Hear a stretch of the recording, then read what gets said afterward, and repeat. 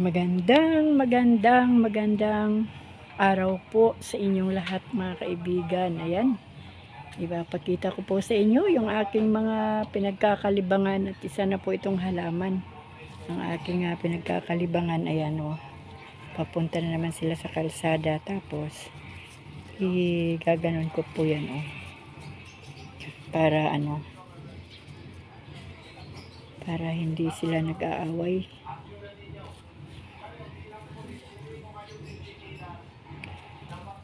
Malago na po yan mga kaibigan. Ito naman po lavender po ito. Kulay lavender po ito. Binili ko po ito sa farm siguro mga 2017. Ang dahon po nito ay mas maliliit kaysa dito sa kulay pink. Yung kulay green naman, iba rin po ang kulay ng dahon niya, parang light. Ito namang pink, medyo dark naman. Oh, ayan na naman po ang ano ba yun? Tilapyang Batangas. Yan. Yan po ang aking mga halaman dito po sa harapan ng aming gate. Tapos ito po sa natatawa naman po ako sa patay na tilapia. Yan po. Every Saturday po yan mga kaibigan, nagtitinda ng patay at buhay na tilapia. Pakinggan nyo na lang. Hindi po kasi ako kumakain ng tilapia. Kaya natatawa po ako sa nagtitinda. Yan mga kaibigan, ang aking mga halaman na aking pinagkakalibangan. Malago na po sila.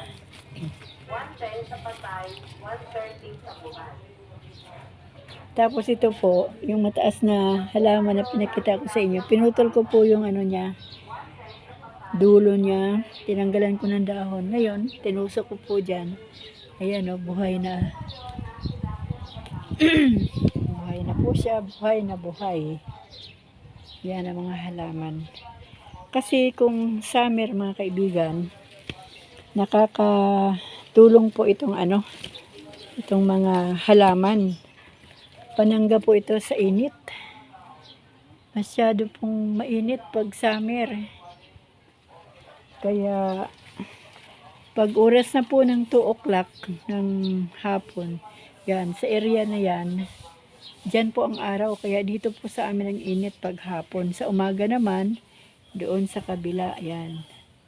Pag hapon, dito po sa amin. Kaya tinaniman ko po ng maraming halaman para po hindi masyadong mainit. Yung aking badyang, inano ko na po yun mga kaibigan. Tinanggal ko kasi natatakpan na po yung konting bahagi dito sa terrace. Hindi na po nakakapasok ang hangin. Ayan po yung aking malunggay. Ayan, may mga bagong sanga na. Madali lang naman pong magtanim ng malunggay. Ayan o, sanga. Tapos ayan pa. Meron po diyang atis, malaki na. Ayan. Tapos meron din po ditong avocado. Ayan, malaki na rin. Tapos ito po yung mga bigay ng mga kaibigan na mga halaman, kasama po ang paso. Ganun po yung pag nagbigay kasama ang paso. Ayan, buhay pa naman. Tapos, ayan, kaunti na lang po yung mga halaman ko. Dati po, hindi po makita ang bahay namin, punong-puno ng halaman. Pero ang ginawa ko, tinanggal ko din kasi wala na pong hangin sa loob Yan po ang mga halaman ng inyong Nanay Relly o Lola Relly na lang. Yan po si Forever. Tapos meron po ditong 2015 tinanim ko po yan cactus. Ngayon nandoon na. Wala na siyang mapuntahan kasi bubong na yon. Kaya hanggang dyan na lang ang kanyang tangkad. Pero wala po siyang bunga. Ay, anong tawag dito? Oo nga, bunga o bulaklak. Hindi pa siya nagkabulaklak. Ito naman pong aking pine tree, kung pine tree man ba ang tawag dito. Every Christmas po yan, kinukuha ko siya, nilalagay ko sa loob, ginagawa kong Christmas tree. Pero ngayon, hindi na siya matatanggal kasi nakita ko sa inyo ang dahilan kung bakit hindi na pwedeng ilipat si Christmas tree. Kasi ayan parang ahas. Inikutan na po siya ng halaman ko na si Forever. Ayan. Kaya hindi na po siya pwedeng ilipat. Ito po si Forever. Yan, namumulaklak. Iwan ko kung ano po ang tunay na pangalan yan. Basta pinangalanan ko na lang yan na Forever kasi tuloy-tuloy po ang bulaklak. Hindi yan humihinto. Yan po. Avocado. Ay, avocado. Ay, guyabano. Tingnan nyo po, parang ahas Parang ahas siya. Ito na, sa taas. Grabe po, Tingnan nyo po, napapagkamalan talaga na ahas, Yung brown na ahas. Parang ganun. Yan.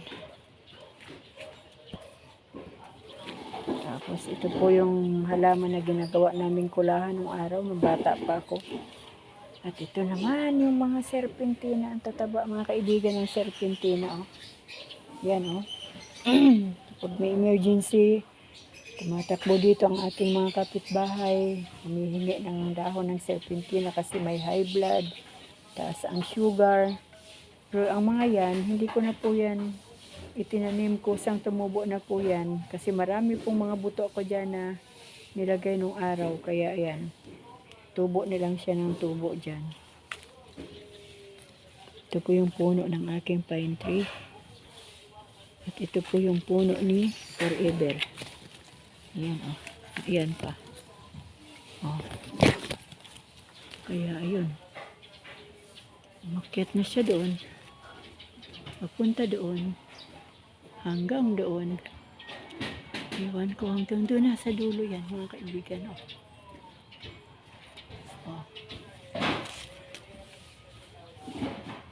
Yan, ito po ang isa sa pinagkakalibangan ng isang senior citizen. Yan, ito naman si Forever. Ang nanay naman nito ay ito. Itong kay Ma'am Din. Ito naman po ang plant box si Ma'am Din.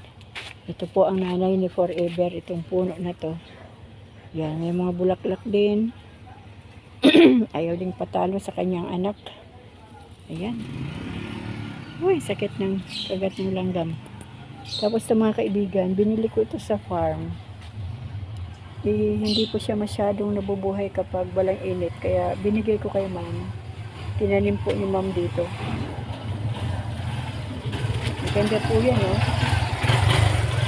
Maganda na halaman yan.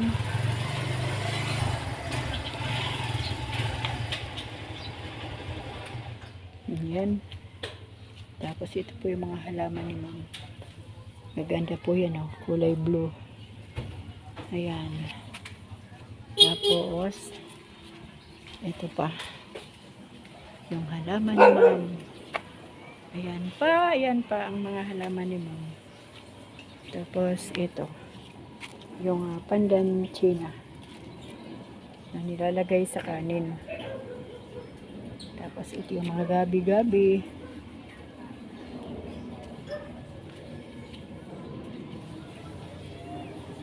Yan mga kaibigan. Tapos dito sa amin, isa na lang, kalahati na lang kalsada ang na tawag dito, nadadaanan kasi po puro po sasakyan. Ayan Tapos alam nyo ba, meron kaming tricycle. Ito saan po galing ito? Itong aming tricycle, hindi pa malabo yung mata ng aking mister. Binili niya ito para Pang service man lang. Siguro nagamit lang ito mga 20 times. Tapos mula nung binili, nandyan na siya. Ginawa ng basurahan. Ayan oh. Tambakan na ng basura. Ito po yung mga sako na paglagyan ng mga basura. Hindi ko po alam kung bakit tinatambakan ni Mister ng mga basura itong tricycle. Pero umaandar po ito. Maganda po ang kondisyon nito mga kaibigan. Pero ayan oh. Kaya minsan sinasabi ko sa kanya, grabe naman ang mahal ng basurahan mo. Worth 60,000. Binili po ito ni Mister ng 60,000. Buo yan. Kasama ang sidecar. Basta 60,000 po yan last 2021.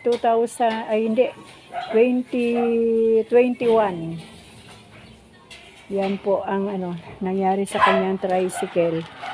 Medyo po siya, mild stroke po siya, pero okay po yung kanyang katawan. Yung mata lang po niya ang lumabo, so hindi po siya nakakapag-drive. Wala naman po nagda-drive dahil mga anak ko may mga sasakyan din sila. O di, dyan lang siya, basurahan na nga. Opo. Ayan. Kuya, anong pangalan? Diesel po po. Ano po? Diesel page. Kuya, hi ka sa vlog ko. Hi po. Ayan, magde-deliver si Kuya sa aking manugang. Tawagin natin. Pete! May delivery! Yan. Yan ang buhay sa Pilipinas. Ayun lang. Kuya, saan ang iyong sasakyan? Nandun po yung bicycle. Naka-tricycle kayo. O, di po ba? In-interview pa natin si Kuya. Tiyaga lang ang buhay na Kuya. Oo. Tiyagaan lang.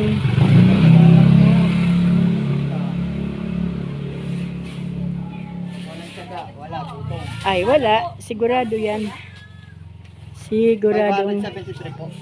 Sigurado talaga yan na gutom. Kailangan ang tao ngayon marunong dumiskarte.